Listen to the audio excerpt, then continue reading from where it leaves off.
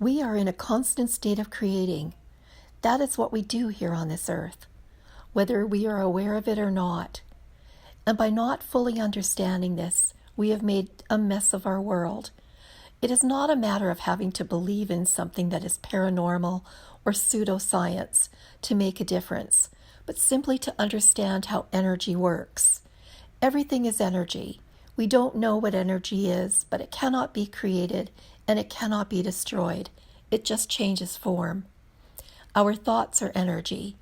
By holding a thought and clarifying it and making it clearer in our minds, we are shaping energy and giving it form.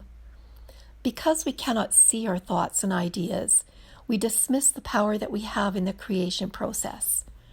Our minds are so powerful, and we have so little knowledge of that.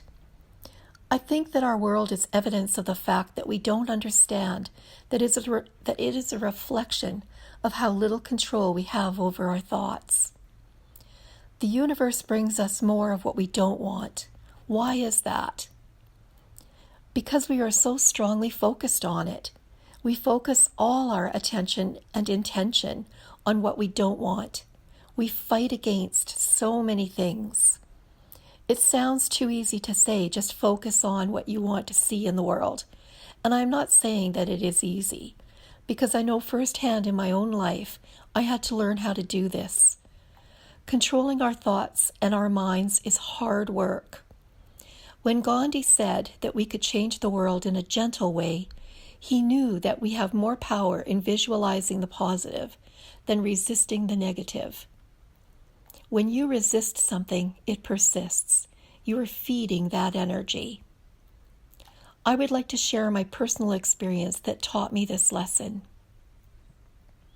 I bought a condo over 6 years, I had nothing but escalating problems with the neighbors. It was so bad that I was totally broken and could not take it anymore. No matter what I did to resist it, it just made things worse for me. I know now that I am responsible for everything that comes into my life. There are no coincidences, and so I also know that I had to stop resisting what I did not want in my life. I searched for the answer, and it was actually listening to Abraham Hicks that made me try something that I was not sure would work. Now let me say, this does not fix things overnight. My intense focus on what was wrong was so strong that things were really bad. But I started small. I love birds.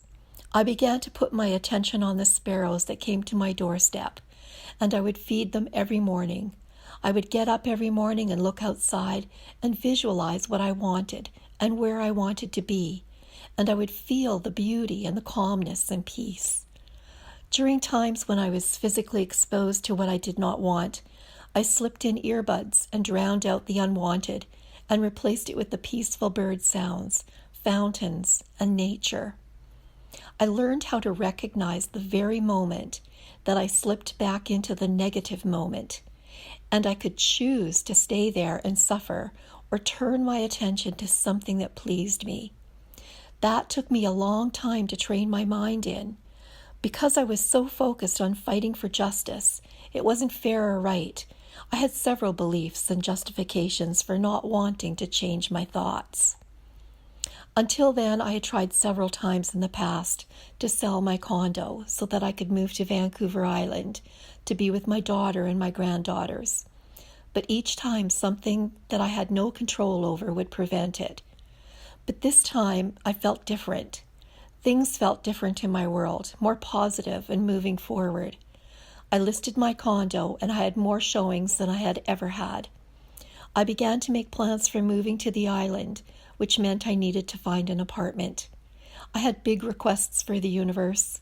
I wanted a beautiful apartment that was close to the ocean, top floor, quiet, beautiful balcony for lots of flowers. I also want to mention here that I had a vivid dream one night of being in an apartment where my mom's paintings hung on the walls, and they became the walls, and the walls were 3D living trees and water. I had sent out lots of emails to prospective rental units with no luck, but one Saturday morning as I sat on the couch with my cup of coffee, I had a nudge, a strong feeling to open the app, even though the day before there was nothing new. To my surprise, there was a new listing and it boasted top floor facing the ocean.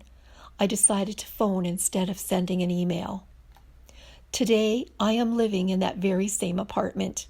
I am on the top floor and my living room windows are huge, and I can see the tall trees and view spans across my room like a living wall of green.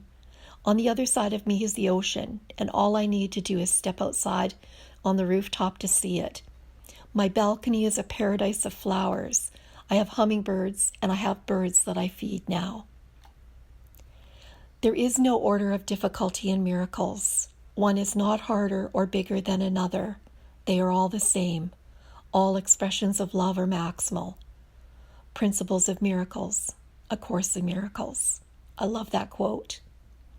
When we think positive thoughts, we see good things and we feel good, and they attract more good things and good feelings. It is the law of attraction. The entire universe is a state of vibration, and each living thing generates its own frequency. Human beings vibrate. The Hidden Messages in Water by Masaru Emoto. Imagine if we can change things on a small scale, such as our own daily lives, then we also have the ability to have the same effect on a larger scale. How do I begin doing that? We begin to choose differently. We start by visualizing peace and calm, and we look for it in our lives by noticing examples of it. Each time we do that, we attract more of it to us. By understanding that what we resist persists, we choose our thoughts and what we focus on carefully. We learn how to take control of what appears in our lives. Our thoughts and ideas are not made in isolation. We are connected, and just like negative thoughts can spread like a virus, so can positive thoughts and prayers be like the ripples that reach and touch everything in the universe. The most powerful of vibrations are appreciation, gratefulness, and love. And I leave you today with a final quote. I alone cannot change the world, but I can cast a stone across the waters to create many ripples. Mother Teresa. Begin by practicing 3 simple, small things every day, and I promise you your life will begin to reshape itself, and you will be one of the many ripples. High vibes always.